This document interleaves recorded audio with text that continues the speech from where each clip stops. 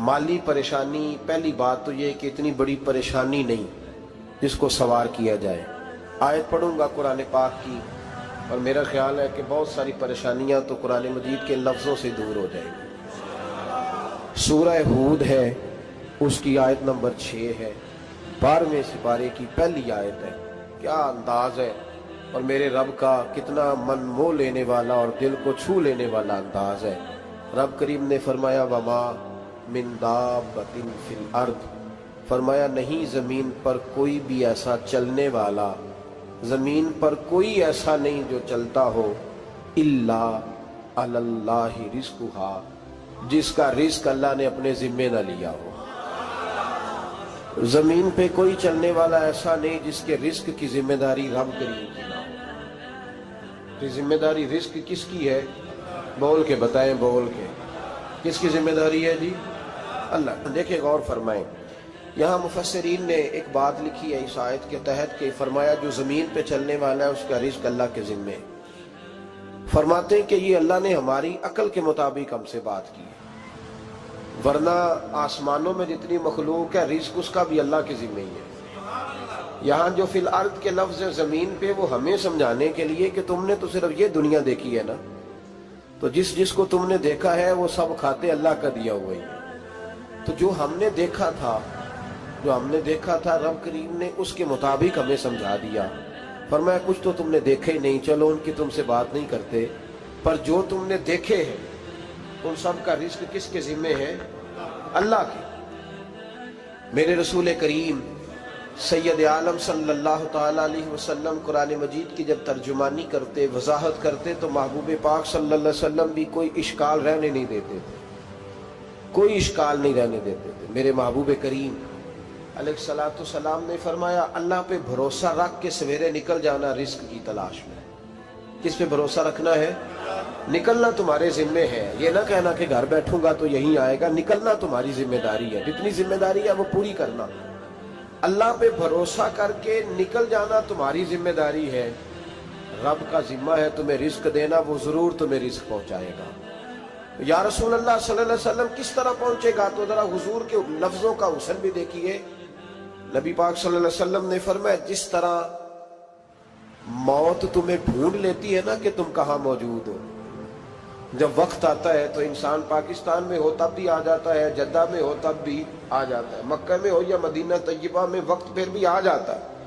फरमाया जिस तरह मौत तुम जहां भी हो तुम तक पहुंच जाती है ना, इस तरह तुम्हारा रिस्क भी तुम जहां मौजूद होते हो अल्लाह वहां पहुंचा देता है, पहुंचा देता है। तो या रसूल अल्लाह सल्लल्लाहु अलैहि वसल्लम किस अंदाज में? तो फरमाया निकल जाना तुम्हारी जिम्मेदारी है। फरमाया सवेरे परिंदे भी निकल जाते हैं और शाम को जब लौटते हैं तो अल्लाह उन्हें पेट भर के रोजी अता फरमाता है। हालांकि उनको नहीं पता होता हमारा कारखाना कहाँ है, हमने कहाँ जाके मजदूरी करनी है। उनको नहीं पता होता कि हमारा दफ्तर कहाँ है, हमने किस ऑफिस में बैठना है। उनको नहीं पता होता कि हमने कहाँ जाके माल खरीदना है और कहाँ से हमने फिर उसको दोबारा बेचना है। उन्हें खबर नहीं होती, अल्लाह पे भरोसा करके निकल जाते हैं। निकलना तो तेरे जिम्मे है कि नहीं? फरमाया वो तू ड्यूटी कर, शाम को अल्लाह जो रब परिंदों को रोजी देता है वो तुझे भी अता फरमाएगा। मैं कहता हूँ सोच कितनी कमजोर है उस आदमी की जो कहता है कैसे मिलेगा। कितनी कमजोर सोच है। जो रब बैल को रोजी देता है, बकरी को रोजी देता है, इस जमीन इस धरती पे अगर बसने वाला ऊंट भूखा नहीं सोता, चले ये तो पालतू जानवर होते हैं, इस धरती पर बसने वाली अगर बिल्ली और कुत्ता रोटी खा के सोते हैं तो तू तो अशरफुल मखलूकात है। तूने अपने ज़हन में क्या टेंशन पाल लिया है कि नहीं आएगा तो मर जाऊंगा, क्या बनेगा, किस तरह होगा? तू क्यों इतना परेशान हो गया? भाई माली परेशानी सबसे ज्यादा उस बंदे ने ओढ़ ली है जिसकी तवक्कुल की बात कमजोर हो गई है। तू सीधी तवज्जो अपने रब करीम की जानिब रख, सीधी तवज्जो अल्लाह की जानिब कर। रब फरमाता है जिम्मा तेरा नहीं, जिम्मा मेरा। लेकिन तनख्वाह एक आती है घर में, जब एक बच्चा होता है तो तब भी काम चलता है, जब अल्लाह 2 बच्चे दे दे फिर भी उस तनख्वाह से काम चलता है, जब 3 हो जाए फिर भी चलता है, जब 4 हो जाए नहीं। आप ना भी बोले तो बात तो सही है, बहरहाल काम फिर भी چلے اسی تنخواہ میں سے جب بندہ بڑے بیٹے کی شادی کر کے بہو بیاہ کے لے آئے تو پھر بھی کام چلتا ہے، اور جب اس بیٹے کو اللہ بچے عطا کر دے تو اسی گھر میں، اسی آنگن میں، اسی چھت کے نیچے کام چلتا ہے، تو پھر تو مان جانا کہ چلانے والا تو نہیں، چلانے والا کوئی اور ہے۔ پھر تو مان جا کے چلانے والا کوئی تو اس وقت جب تنخواہ تیری لگی تھی تو کہتا تھا ابا ابھی میری شادی نہ کر، میں بیوی کو کیسے کھلاؤں گا؟ تو وہی شخص ہے جس کی چھت کے نیچے پھر 1.5 درجن پوتے بھی پل رہے اور گزارا ان کا بھی ہو رہا ہے۔ تو رزق کا ذمہ کس کا ہے؟ اللہ کا، اللہ کا ذمہ۔ اب ہمیں پتہ ہے پہلی بات تو پریشانی اس لیے اتار دینی چاہیے کہ ذمہ ہمارا ہے ہی نہیں۔ اب دوسری بات یہ کہ ذمہ داری کس کی ہے؟ اللہ حکیم بھی ہے اور علیم بھی ہے، حکیم بھی ہے اور جانتا بھی ہے اور اسے پتا بھی ہے کہ دینا کس طرح ہے۔ اب ہم پتہ کیا کہتے ہیں؟ کہتے ہیں وہ جو بندہ پجاروں میں بیٹھا ہے وہاں اسے نہیں بیٹھنا چاہیے تھا، اور میرا حق تھا۔ تجھے زیادہ پتا ہے کہ اللہ کو؟ بول کے بتانا کس کو پتہ زیادہ ہے؟ کیوں جی؟ تو آپ اصل ٹینشن پتہ کب لگتی ہے؟ جب بندے کہتے ہیں نہیں وہ پجاروں میری تھی، میرا حق تھا۔ وہ جب گزرتی ہے نا پاس سے مہران کے تو مہران والا ٹینشن بڑی لیتا ہے، حالانکہ اللہ کو زیادہ پتا ہے کہ وہ حق۔ ایک بات اپنے ذہن میں یاد رکھ لیں، رٹ لیں کہ جو میرے لیے بہتر تھا میرے رب نے مجھے دے دیا، اور بات ختم ہو گئی۔ بس وصل اچھا ہے نہ فراق اچھا ہے، یار جس حال میں رکھے وہی حال اچھا ہے۔ بس جو میرے حق میں بہتر تھا میرے رب نے مجھے، مسئلہ یہ ہے کہ تو اس پہ راضی ہونے کو تیار نہیں۔ حضرت علی کرم اللہ تعالیٰ وجہ الکریم نے میرے نبی پاک کی ایک حدیث بیان کی ہے، اور جناب علی جب یہ حدیث بیان کیا کرتے تھے تو حضرت مجاہد فرماتے ہیں یوں لگتا تھا کہ جیسے حضرت علی ہمیں ہر پریشانی سے نکال رہے ہیں۔ مولا علی شیر خدا رضی اللہ تعالیٰ عنہ فرماتے ہیں کہ مجھے میرے نبی پاک صلی اللہ علیہ وسلم نے ایک طریقہ دیا تھا ٹینشن فری ہونے کا۔ آپ فرماتے ہیں مجھے تو بڑا راس آیا ہے، تم بھی اگر کر لو گے تو تمہیں بھی فائدہ دے گا۔ کہا وہ کیا؟ حضرت علی کہنے لگے محبوب علیہ السلام نے فرمایا تھا لوگوں تم اللہ کے دیے ہوئے تھوڑے رزق پہ راضی ہو جاؤ، وہ تمہاری تھوڑی عبادت سے تم سے راضی ہو جایا کرو گے۔ بس تم 2 نفل بھی پڑھو گے تو اللہ راضی ہو جائے گا، تم 1 رکوع بھی سویرے اٹھ کے پڑھو گے تو وہ راضی ہو جائے گا، وہ تمہارے 313 درود شریف سے راضی ہو جائے گا، تم اس کے دیے ہوئے تھوڑے رزق سے راضی ہو جاؤ۔ ٹینشن اس لیے ہوتی ہے کہ ہم راضی نہیں جو اس نے ہمیں دیا ہے۔ وہ حل میں مزید کی جو دوڑ ہے نا، حل میں مزید کی، بے قدرہ کچھ قدر نہ جاتی، کیتی خوب تسلی ہو، دنیا دار پجاری زردے، کتیاں دے گل ٹلی ہو، بک بک روشن اکھیاں تکیو ویک حویلی کلی ہو، تے کوچ نصیر اساں جد کیتی پہ جانی تھر تھلی ہو۔ تو یاد رکھیں یہ جو ہے نا مصیبت کے مال آ کیوں نہیں رہا، وہ سامنے والا پلاٹ میرے گھر کے سامنے ہے گھر کے سامنے، پر رجسٹری میرے نام کیوں نہیں؟ یہ مصیبت سانس نہیں لینے دیتی۔ موٹر سائیکل کھڑی کرتا ہے نا جب آ کے دکان سے روٹی کھانے آتا ہے، دفتر سے گھر آتا ہے، کاروبار سے آتا ہے، تو جہاں موٹر سائیکل کھڑی کرتا ہے وہ ٹینشن بڑی ہے کہ کبھی میری ہو جائے نا یہ والی جگہ، تو میں یہاں بھی بورڈ لگاؤں اپنے نام۔ اس نے مالی پریشانی پیدا کی۔ تو جس حال میں ہے، کیونکہ تو نے اپنا یہ حال خود نہیں بنایا، جس نے بنایا ہے وہ بڑا بہتر جانتا تھا کہ تو اسی حال میں اسے اچھا لگتا ہے۔ تو اسے اسی حال میں، ایک بزرگ تھے تو ان کی طبیعت بڑی علیل ہو گئی، بیمار ہو گئے، تو اللہ نے آزمائش دی تو کیڑے پڑ گئے وجود میں۔ ایک کیڑا یہاں سے کھا رہا تھا، اللہ والے بڑے راضی رہتے ہیں اس کی رضا پہ، تو کیڑا یہاں کھا رہا تھا تو نیچے گر گیا، تو بابا جی نے اٹھا کے پھر وہاں رکھ لیا، کہنے لگے جب اس نے تیری ڈیوٹی مجھے کھانے کی لگائی ہے تو میں اس بات پہ راضی ہوں، تو نیچے کیوں گرتا ہے؟ بس ٹھیک ہے کھا، جب اس نے تجھے ڈیوٹی جو تیری لگائی۔ سالبہ بن عبد الرحمن ایک صحابی تھے، سالبہ غالباً،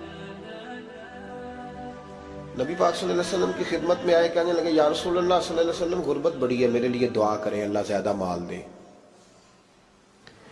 تو محبوب صلی اللہ علیہ وسلم نے فرمایا تو جس حال میں اچھا ہے وہ تیرے لیے بہتر ہے، اس میں تو ہے وہی حال تیرے لیے۔ مشکل ہے نا یہ جواب سننا؟ کہتے پیر صاحب فلان جگہ سے تویز آیا، وہاں تو وارے نے آرے ہو گئے، تو آپ کے ہاں؟ تو میں کہتا ہوں یہ تویز دینے والا اگر تویز دے کے امیر بناتا ہے تو پہلے خود کیوں نہیں بنتا؟ یہ خود تو 150 کا تویز بیچ رہا ہے، اپنی بیچارے کی حالت یہ ہے۔ اگر اتنا ہی تویز اس کا چلتا ہوتا تو پہلے 5 پجاروں اس کے دروازے پہ کھڑی ہو۔ عجیب چکر ہے اور عجیب جگہ لوگ الجھ گئے، سمجھتے ہی نہیں بات کو۔ یا رسول اللہ صلی اللہ علیہ وسلم دعا کر دے تو محبوب نے کیا فرمایا؟ فرمایا تو جس حال میں ہے نا وہ حال تیرے لیے بہتر ہے، اسی میں رہ۔ کہ نہیں حضور دعا کرے۔ فرمایا سال بعد تو باز آ جا۔ حضور دعا کرے۔ فرمایا تو باز آ جا۔ 2-3 دفعہ کا ضد کی، محبوب نے فرمایا جا پھر اللہ تجھے زیادہ پیسے دے گا۔ چند بکریاں خریدی، اتنی برکت ہوئی کہ بکریوں کے ریوڑ بن گئے۔ پھر کچھ بکریاں بیچ کے گائے خرید لی، ان کے بھی ریوڑ ہو۔ پھر کچھ اونٹ اونٹنیاں لے لی، ریوڑ ہی ریوڑ۔ پہلے 5 وقت مسجد میں آتے تھے، اب فجر اور عشاء رہ گئی۔ پھر مال زیادہ ہوا تو مدینے شہر میں کوئی جگہ ہی نہیں، مدینے سے باہر حویلی خریدی، پھر جمعہ ہی رہ گیا۔ جمعے کے جمعے آتے، زکوٰۃ کا حکم آیا۔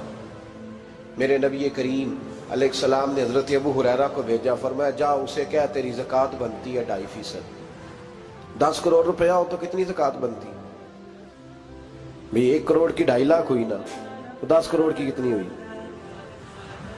تو بڑی مصیبت ہے جب بینک سے میسج آتا ہے نا کہ 25 لاکھ نکل گیا تیرے اکاؤنٹ سے، بہت بڑی مصیبت، بڑی ٹینشن ہوتی ہے۔ ایک صاحب میرے پاس آئے، ان کی زمین اچانک مہنگی ہو گئی، اچانک پہلے کچھ 15-16 لاکھ کی ایکڑ زمین تھی، پھر وہ کروڑ کی ہو گئی۔ تو میرے پاس آئے، کہنے لگے وہ 10 کروڑ روپے بنتے ہیں تو زکوٰۃ، تو میں نے کہا آپ نے کیا کیا؟ زری زمین پہ عشر آتا ہے، اس پہ زکوٰۃ نہیں آتی، تو آپ نے کیا کیا؟ کہنے لگے وہ کچھ سوسائٹی کے رول کے مطابق میں نے فائلیں وغیرہ لے لی ہیں، اب میں نا کبھی موقع آئے گا تو ان کو بیچوں گا۔ تو میں نے کہا اب تو آپ کا یہ مال ہو گیا بزنس کا، تو اب تو اس پہ زکوٰۃ آئے گی۔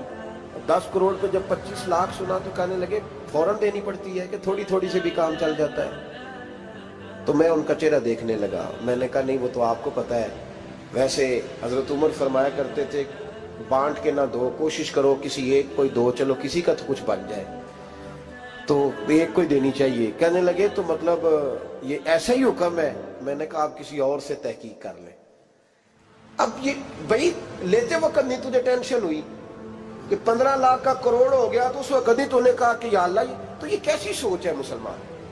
کس طرح کا اس کا؟ ہمارے ہاں جب کسی آدمی پہ حالات خراب ہوتے ہیں نا تو سب سے پہلے وہ اس طرح کرتا ہے کہ جو میں کہیں اللہ کے رستے میں دیتا ہوں پہلے اسے بند کروں۔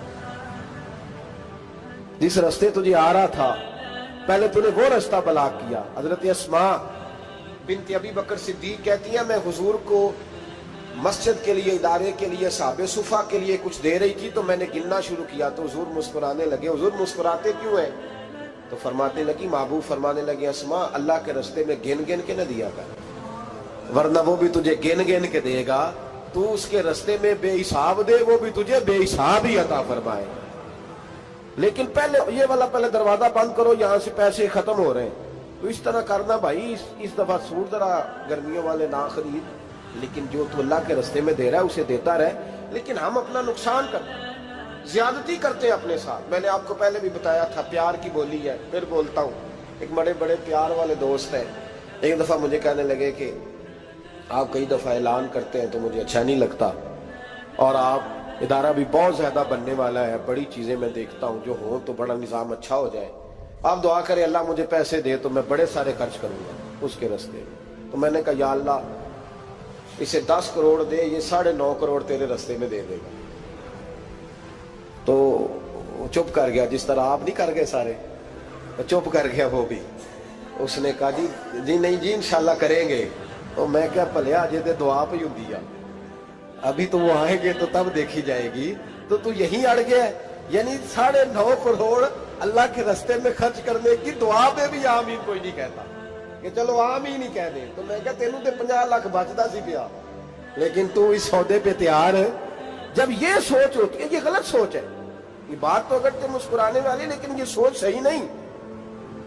حضرت عثمان غنی رضی اللہ تعالیٰ عنہ کہتے ہیں جس وقت نبی پاک صلی اللہ علیہ وسلم نے اعلان کیا نا جنگ کے موقع پر کہ 800 سپاہیوں کا خرچہ چاہیے، کہتے ہیں میرے پاس 600 کا تھا۔ یہاں ایک روایت میں حضور نے 1000 کا اعلان کیا تو میرے پاس 800 کا تھا۔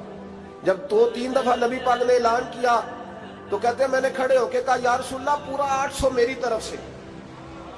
کہتے میں نے 200 سپاہی کا خرچہ ادھار اٹھایا لیکن پورے 2 مہینے نہیں گزرے تھے، رب کریم نے مجھے کئی گنا کر کے پیسے واپس عطا فرما دیے۔ پر بات تو یہ ہے کہ تیری وہاں لو لگی ہو، تو تجارت کرتا ہے ان لوگوں کے ساتھ جو کیا دے سکتے۔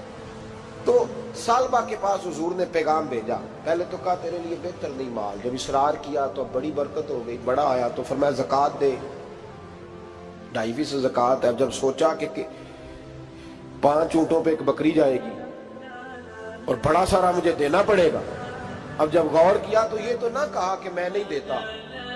حضرت ابو ہریرہ سے کہنے لگے نبی کریم علیہ السلام کی خدمت میں عرض کرنا کہ میں خود آؤں گا۔ حضرت ابو ہریرہ نے آ کے عرض کی یا رسول اللہ صلی اللہ تعالی علیہ وسلم، حضور وہ کہتے تھے میں خود آؤں گا، تو کہتے ہیں محبوب نے ٹھنڈی سانس لی، فرمایا اسے کہا تھا کہ تیرے لیے مال بہتر نہیں، اب ہلاک ہو گیا، ہائے افسوس ہلاک ہو گیا۔ ان کو بھی تھوڑی دیر کے بعد احساس ہوا کہ یہ میں نے کیا کیا، نبی پاک کو ہی کہہ دیا نہیں ہے، حضور کو کہہ دیا بعد میں آؤں گا۔ اب دوڑے آئے، عرض کی حضور میں سارا کچھ لے کے آیا ہوں، قبول کر لیں۔ محبوب نے فرمایا گویا بلال حبشی کی خشک کھجور بھی قبول ہے، اور صہیب رومی ایک اٹی باندھ کی لائے تو وہ بھی قبول ہے، اور عمار بن یاسر اور مصعب بن عمیر اگر 2 دینار دے جائیں اور کوئی پرانا جوڑا کسی سپاہی کے لیے چھوڑ جائے تو وہ بھی قبول ہے، لیکن تو اپنا لاکھوں لے کے چلا جا، تیرا کوئی نہیں قبول، معاف کر دے۔ فرمایا جا معاف کیا، پر پیسے لے کے نہ آنا۔ اگلے سال پھر آئے، بندے ہوئے ہاتھ ہیں، محبوبہ میں دولت کا کیا کروں گا، آگ لگانی ہے، قبول کر لیں۔ فرمایا تو لے جا، تیرا نہیں قبول، گرا جو ان کی نگاہ سے وہ سنبھل نہیں سکتا۔ حضور نے وصال ظاہری کیا تو جناب صدیق اکبر کے پاس آئے، لاکھوں کا مال، ابو بکر قبول کر لو، تو جناب صدیق اکبر کہنے لگے اس کا کر لو جس کا نبی نے نہیں کیا، چل جا کوئی نہیں چاہیے۔ حضرت عمر کے زمانے میں قحط پڑ گیا، بارشیں نہیں ہوتی، غلہ نہیں ملتا، حالات خراب ہے، مالی طور پہ بحران آ گیا، غربتیں، مجبوریاں، تکلیفیں، آ کے روئے، عمر میرا قبول کر لو، مجھے معافی تو مل گئی تھی نا۔ فرمایا معافی اپنی جگہ پہ، پر جس کا مصطفیٰ نے قبول نہیں کیا۔ بہت سارے لوگوں کو پتہ ہی نہیں کہ ان کا قبول ہی نہیں ہوا، اور وہ الجھے ہوئے ہیں، انہیں خبر ہی نہیں کہ اصل بات کیا ہے۔ فرمایا جس کا مصطفیٰ کریم نے قبول نہیں کیا، اب ہیرے اور جواہرات بھی لے کے آئے تو بھوکے مریں گے، پر اس کا قبول، اس بات پہ راضی رہو، اس حال میں اللہ نے رکھا ہوا ہے، اس حال میں راضی رہو۔ یہ جو مصیبت ہے نا دیکھنی کہ وہ بھی میرے پاس، تمہیں کیا پتا، کبھی پوچھ تو صحیح اس سے وہ کس مصیبت کا شکار ہے، جو مالی طور پہ بڑا امیر ہے، تو اس کی طرف دیکھ کے اپنا دل برا کرتا ہے۔ بس جس حال میں رب نے رکھا ہے اس حال میں رہ۔ حضرت عثمان غنی کے زمانے میں تو وہ وصال کر گئے، لیکن بھائی تو جس حال میں تیرا رب تجھے رکھتا ہے اس حال میں رہ، تیری مالی پریشانیاں ختم ہو جائیں گی۔ میں نے پہلے بھی شاید آپ کو ایک دفعہ کہا تھا، میں تعلیم سے فارغ ہوا تو میرے ایک استاد اور میرے کچھ دوست کہنے لگے افریقہ آ جائیں آپ، وہاں بہت بڑا ادارہ ہے، اس کو چلائیں، اس کو سنبھالیں۔ میری والدہ سے میں نے کہا، اس طبیعت ہوتی ہے نا انسان کی، میرا بھی دل لگ گیا۔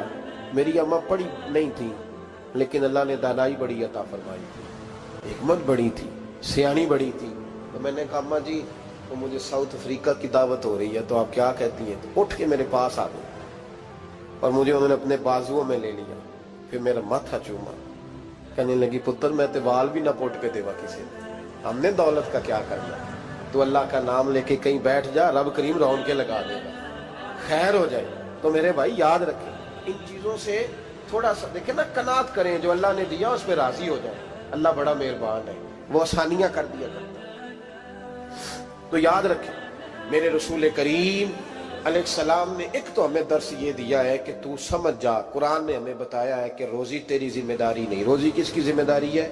اللہ کی۔ اور دوسری بات یہ کہ جو اللہ نے تمہیں دیا ہے اس پہ تو راضی ہو جا، تیری مالی پریشانیاں ختم ہو جائیں۔ اور پھر حضور صلی اللہ علیہ وسلم نے فرمایا مذہبی طور پر جب دیکھو تو آگے دیکھو، اور دنیاوی طور پر جب دیکھو تو پیچھے دیکھو، پریشانی ختم ہوگی۔ مذہبی طور پر جب دیکھو، جو 5 نمازیں پڑھتا ہے وہ تہجد پڑھنے والے کو دیکھے، اور جو تہجد پڑھتا ہے وہ اشراق چاشت پڑھنے والے کو دیکھے، اور جو بندہ اشراق اور چاشت پڑھتا ہے پھر اس کو دیکھے جو سارا دن مصطفیٰ پہ درود پڑھتا ہے۔ اوپر اوپر دیکھے کہ میں نے اور نیک ہونا ہے اور نیک، اور جب مالی معاملہ ہے تو پھر نیچے دیکھ. اگر تو بیٹھا نا پجاروں پہ تو پھر ٹوڈی والے پہ نظر کر اس کا کیا حال ہے، اور اگر تو وہاں بیٹھا ہے تو دیکھ مہران والا بھی تو گاڑی چلا ہی رہا ہے، اور اگر تو وہاں ہے تو موٹر سائیکل والا دیکھ، اور تو وہاں ہے تو پھر سائیکل والے پہ نظر، اور اگر تو سائیکل والا ہے تو پیدل والے کو دیکھ، اگر تو کرائے کے مکان میں رہتا ہے تو پھر جھونپڑی والے کو دیکھ، اور اگر تو جھونپڑی میں رہتا ہے تو پھر بھی پریشان نہ ہونا. کچھ ایسے بھی ہیں جنہیں جھونپڑی بھی نصیب نہیں، جو سڑک پہ لیٹے ہوئے. اور اگر تو تندرست ہے نا تو کبھی جا کے ہسپتال میں دیکھ حال کیا ہے، لوگ کس حال میں. تو ہم شکر نہیں ادا کرتے، اس کا نقصان کیا ہوتا ہے، نعمتیں چلی جاتی ہیں. اللہ فرماتے ہیں لَئِن شَكَرْتُمْ لَأَزِيدَنَّكُمْ، تو شکر ادا کر میں نعمتوں میں اضافہ کر دوں. تو بھائی مالی پریشانی کا تیسرا سبب یہ ہے کہ ہم دیکھتے ہیں مالی طور پر اوپر، تو پھر ہمیں طبیعت بگڑتی ہے.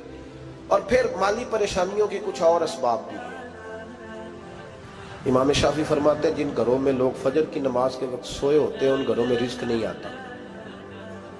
آپ فرماتے ہیں فجر کا وقت اللہ کے دینے کا وقت ہے، اس وقت اللہ بانٹتا ہے. حضور صلی اللہ علیہ وسلم کا فرمان ہے نا حدیث میں کہ تہجد کے وقت اللہ پہلے آسمان پہ نزول جلال فرماتا ہے جو اس کی شان کے لائق ہے تہجد کے وقت، اور وہ کہتا ہے مانگو میں تمہیں عطا کروں گا. لینے کی باری آئے تو بندہ سمیٹ سماٹ کے اندر گھس جائے. ہمارے ہاں یہ ہوتا ہے کہ عشاء کے بعد بچے بیٹھتے ہیں موبائل لے کے، تہجد کا وقت آتا ہے تو ان کی آنکھیں بند ہونی شروع ہوتی، تو لینے کے وقت تو سویا تھا، ذرا مسئلہ کیسے حل ہوگا؟ بھائی جب کوئی آدمی خیرات بانٹ رہا ہو تو جو پیالہ پیچھے کر لے اسے ملے گا؟ کہتے اس وقت آنا جب میں بانٹ رہا تھا، اب تو کدھر آ گیا ہے؟ مثال دے رہا ہوں. تو فجر کا وقت مانگنے کا ہے، تو ساری رات تو گزر گئی گیمیں کھیلتے ٹی وی دیکھتے، اور جو لینے کا وقت تھا تو سو گیا، تو کیسے آئے گا تیرے پاس؟ تو اٹھے سویرے بندوں سے مانگ کے دیکھ لیا، بڑی عزتیں خراب ہوئی. فجر کا وقت اٹھ کے جھولی پھیلائے. میرے رسول پاک علیہ السلام فرماتے ہیں، رب فرماتے ہیں جب بندے میرے آگے جھولی پھیلاتے ہیں مجھے شرم آتی ہے.